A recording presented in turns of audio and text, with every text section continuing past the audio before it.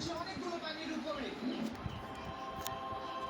তো আমি আজকে এই পানির উপরে সাঁতার কাটবো। না না গাইস, আমি এই পানির উপরে সাঁতার কাটবো না। আমি এই পানির ভিতরে একটা জিনিস করবো, ওই জিনিসগুলো দাও।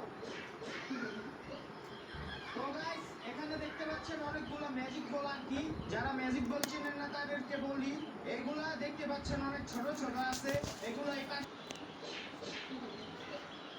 তো গাইস, এখানে দেখতে পাচ্ছেন অনেকগুলো ম্যাজিক বল। আর কি যারা ম্যাজিক বল চেনেন না তাদেরকে বলি, এগুলা দেখতে পাচ্ছেন অনেক ছোট ছোট আছে। এগুলো এই পানির ভিতরে দিলে অনেক ফুলে যাবে আর কি।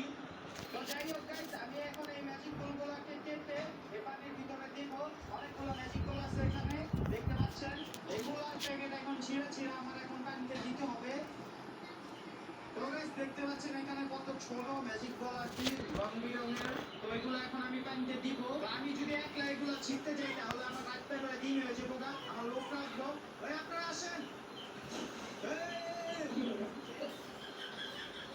তো যাই হোক গাইস, আমি এই দুইজন লোককে নিয়ে আসছি যাতে এই ম্যাজিক বলগুলো প্যাকেট থেকে বাইর করে পানিতে দিতে সাহায্য করে আমাকে। তো আপনারা ভাই ছিঁড়া শুরু করেন।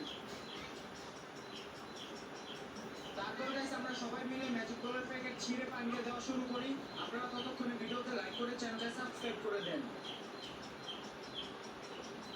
তো গাইস, আমি ফাইনালি ম্যাজিক বলগুলো সব পানিতে দিয়ে দিয়েছি। এখন দেখার পালা এই ম্যাজিক বলগুলো সকালে কিরকম ফুলে। এখন তো দেখাতে পারবো না, এগুলো ফুলতে একটু সময় লাগে। তো আপনাদের সাথে সকালে দেখা হচ্ছে।